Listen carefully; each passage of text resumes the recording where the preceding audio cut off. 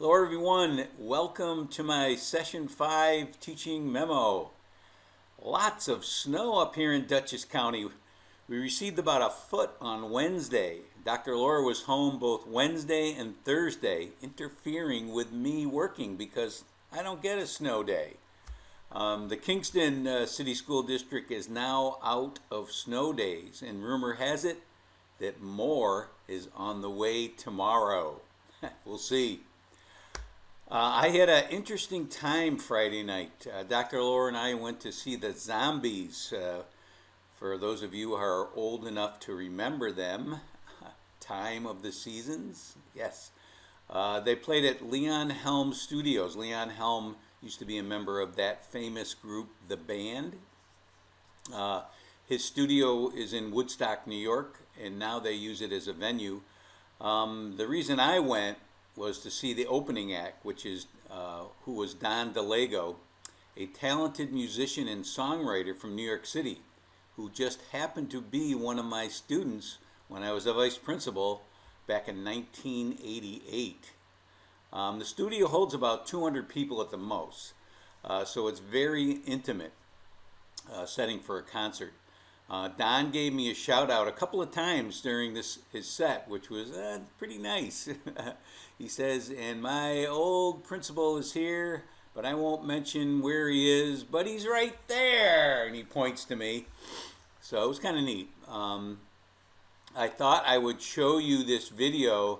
I left before they did this song, but Don got together with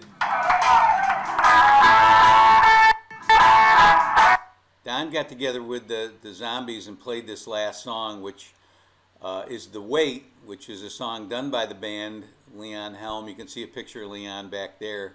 Dr. Laura and I were standing right back here. There was more standing room than there was seats. There was probably about 30 or 40 seats down here in the front. You can see how close these people are to the stage. So it was pretty neat. So I'll just play a little bit of this. That's Don. He's going to be the...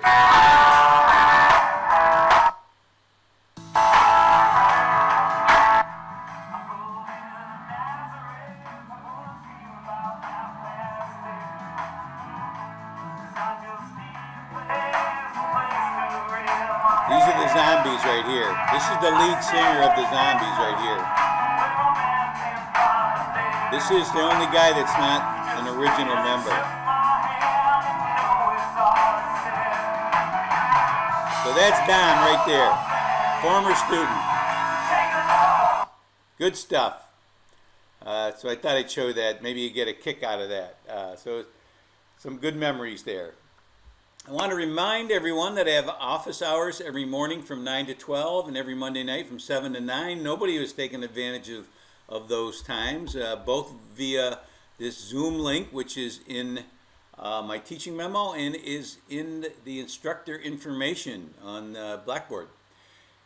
If you want to meet with me, you need to text me because I'm not going to log on and sit around and wait for an hour. I had my first office hours this Sunday.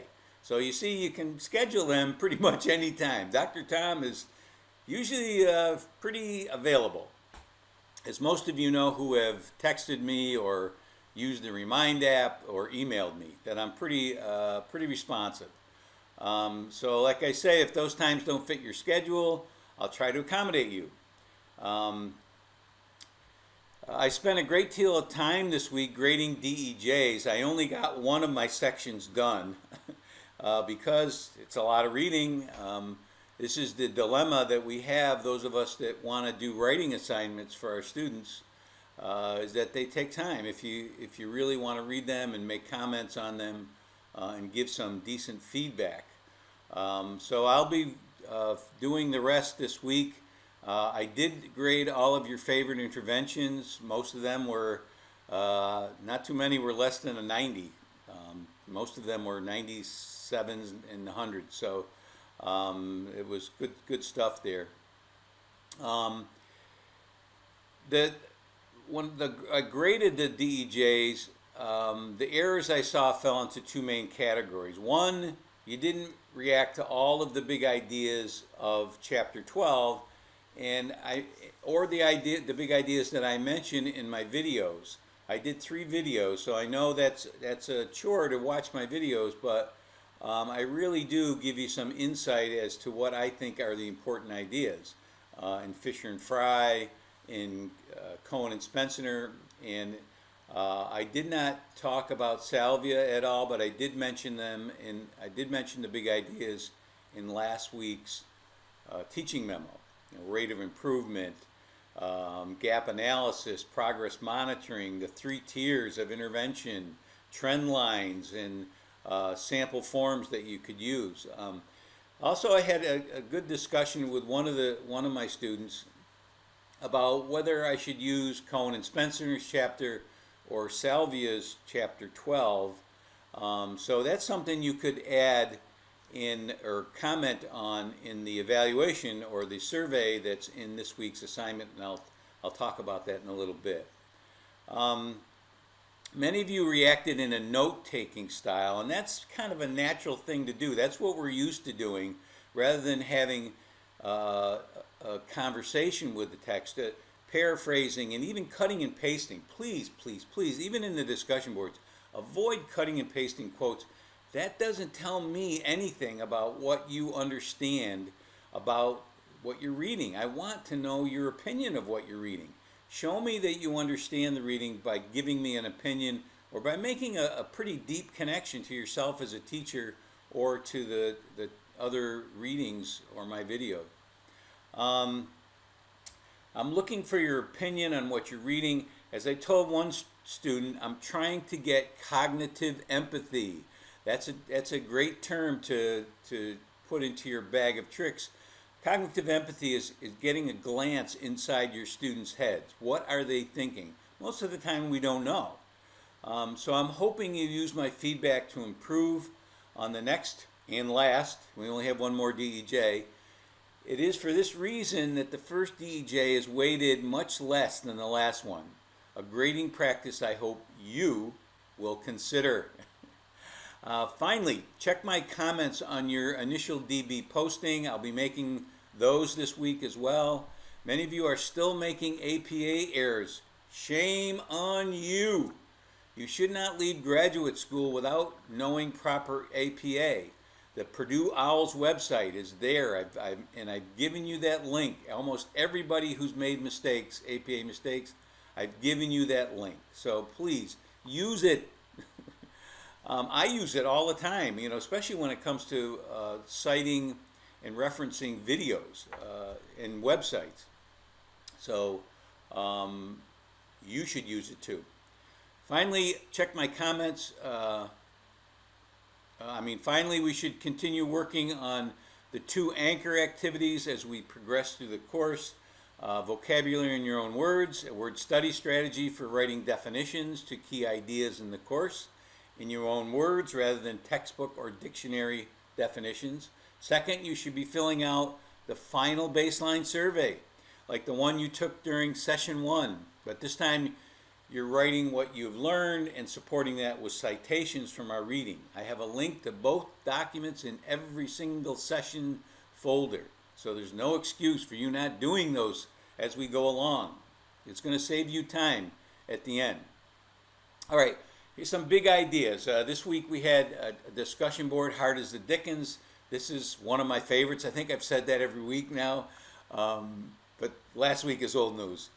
This is one of my favorite discussion boards because most of the students come into the course with strong preconceived notions about the usefulness of large-scale standardized tests. And many of you have even said that. Well, I just got this from other teachers. I just hate them because they do.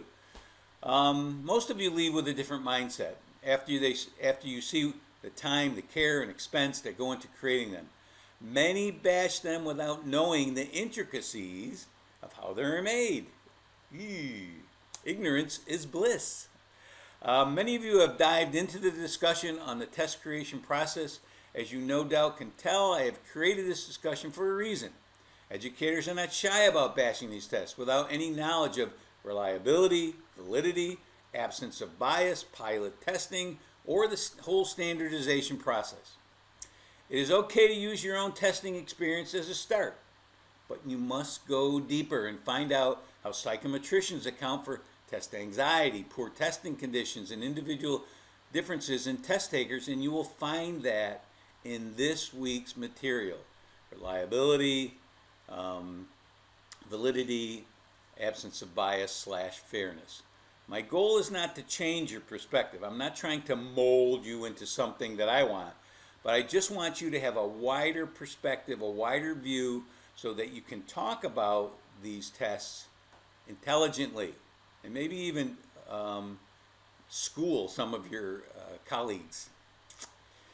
Many of you have commented that you're unaware of the intricacies of large-scale tests. That's okay.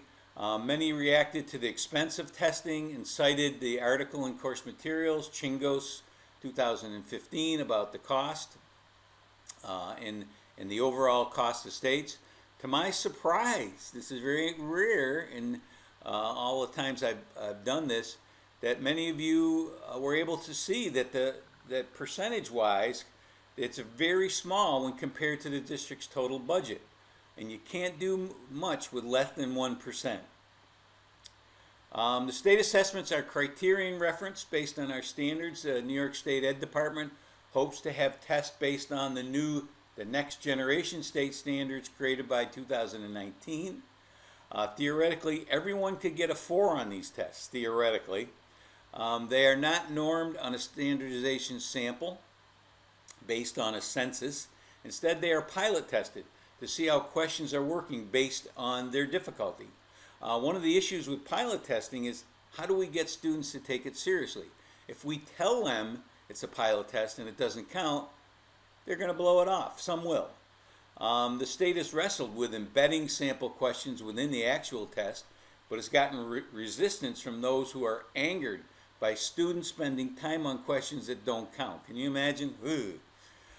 Quite the dilemma, so you might want to comment on that in the discussion board.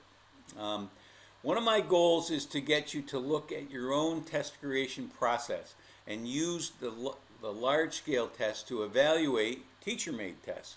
Several of you wrote about your own process. In section 64020, Jenna explained her strategies for her high school social studies class, finding and creating good questions and having a colleague and the department chair proofread them. And still there were mistakes. This is much more than teachers I have supervised have done. Most take them right from the text company's supplementary materials and copy them and don't even align them with their learning targets, those teachers that have learning targets. In that same section, Jenna and Julianne mentioned how some students struggle with the vocabulary of the test. In response to this, I shared an article written by my wife, Dr. Laura, on vocabulary acquisition and how she assessed her students' knowledge of testing vocabulary and made it part of her daily instruction. I believe it's worth a read. And Jenna and Juliana thought so too. Or Julianne, sorry. In one section, Christy mentioned taking the GREs, and I shared the first article I ever had published back in 1999. I wrote about my friend, who is now my wife, accommodated herself while taking the GREs and scoring some 1,000 points higher without doing anything else. If you are interested in experimenting on accommodating all your students, give them a quiz or a test on a clipboard and allow them to go anywhere in the room or even out in the corridor if that's possible, and note where they go. This may give you a hint as to their learning style, environmental preferences. I've added a teaching memo post to each discussion board. In one group, Julianne has already started a discussion of the Wiggins article that I shared. If you have made your quota of comments, you might want to stop by this session just to take a crack at my query. Okay, don't forget to check on my assignment video in the session 6 assignment folder.